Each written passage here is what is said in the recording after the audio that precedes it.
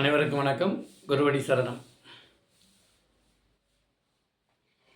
இன்றைக்கி நம்ம பார்க்க போகிற பதிவு என்னென்னா, ஒரு ஜாதகத்தில் ராகு,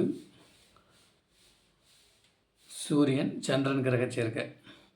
இந்த கிரக சேர்க்கை வரும்போது கண்டிப்பாக அன்றைக்கி அமாவாசையான அமைப்பில் இருக்கும். சூரியன் ஒரு 5 டிகிரியிலும் சந்திரன் ஒரு 10 டிகிரியிலும், இந்த இடைப்பட்ட 2 கிரகங்களுக்கு நடுவில் சூரியன் இருக்கும்போது தாய் தந்தை இருவருமே பாதிக்கப்படுவாங்க. அல்லது காது மூக்கு தொண்டை சம்மந்தப்பட்ட பிரச்சனைகள்லாம் ஜாதகருக்கு இருக்கும். அடுத்து தாய் தந்தையர்களுக்கு ஒரு ஒற்றுமையான அமைப்பையும் இருக்க முடியாத சூழ்நிலையை இக்கிரக சேர்க்கை கொடுத்துருக்குது. தாய் தந்தை இருவரில் யார் பாதிக்கப்படுகிறார்கள்? தாய் முதலில் பாதிக்கப்படுவாரா, தந்தை முதலில் பாதிக்கப்படுவாரா அப்படின்னு பார்த்தோம்னா, ராகு எந்த கிரகத்தை முதல்ல நோக்கி போகுது, இல்லை மற்ற அந்த சூரிய சந்திரனில் யார் ராகுவை நோக்கி வர்றாங்க அப்படின்றதில், இப்போ சந்திரன் நோக்கி வர்றாருன்னா தாய் பாதிக்கப்படுவார். சூரியன் நோக்கி வரும்போது தகப்பன் பாதிக்கப்படக்கூடிய ஒரு அமைப்பில் இருக்கும். இப்போ இந்த அமைப்பில் தாய் தந்தை 2 பேருடைய பூர்வ புண்ணியமும் பாதிக்கப்படைய சூழ்நிலையை கொடுத்துரும். இந்த மாதிரி அமைப்பில் உள்ள சில குழந்தைகள்லாம் தகப்பன் தாய் 2 பேருமே பிரிந்து வேறொரு இடத்துல வாழக்கூடிய சூழ்நிலையை கொடுத்துருது. கணவன் மனைவிக்குள்ள தாய் தந்தையர்களை கருத்து வேறுபாடுகளை கொடுத்து பிரித்து இந்த குழந்தை வேறொரு இடத்துல இருக்கக்கூடிய ஒரு அமைப்பை கொடுத்து விடுறது.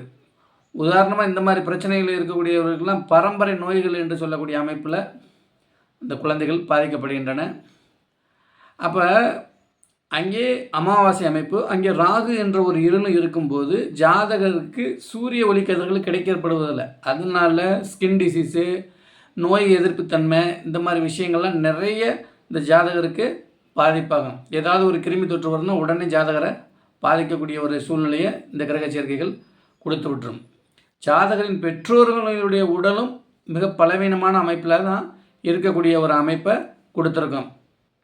அது மட்டும் இல்லை, எவ்வளவு பொருளாதார அமைப்புகள் சந்தோஷமான அமைப்புகளே ஒருவேளை இருந்தாலும் தாயும் தகப்பனுக்கும் ஒரு மனக்கசப்பு மனநிலையில் ஓடிக்கிட்டே இருக்கும்.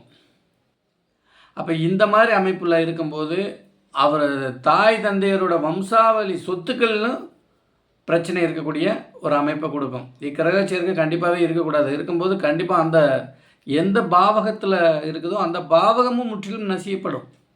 குறிப்பாக இப்போ தாய் ஸ்தானத்திலேயோ தகப்பன் ஸ்தானத்திலேயோ இந்த அமைப்புகள் இருந்து, அதாவது 9ஆம் இடத்துலையோ 4ஆம் இடத்துல இருந்து, இல்லை சந்திர தசையோ செவ்வாய் தசை ராகு தசையோ சூரிய தசையோ வரும்போது தாய் அந்த காலகட்டத்தில் மிகவும் பாதிக்கப்படக்கூடிய ஒரு அமைப்பை கொடுத்து மரணத்துக்கு ஈக்குவலான கண்ட அமைப்புகளையுமே கொடுக்கக்கூடிய அமைப்பு. இந்த 3 தசைகள் வந்தாலுமே அடுத்தடுத்த தசைகள் தான் வரும். இடையில செவ்வாய் தசை மட்டும் மாற்றமாக வரும்.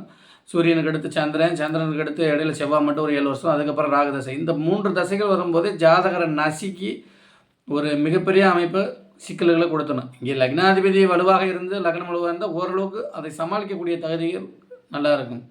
லக்ன காரகன் சூரியன் அவரும் பாதிக்கப்படுவார். மாதூர் காரகன் சந்திரன் அவரும் பாதிக்கப்படுகிறார்.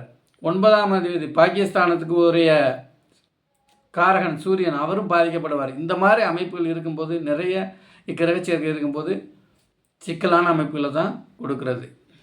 வாழ்க ஜோதிடம், வளர்க ஜோதிடர் ஒற்றுமை.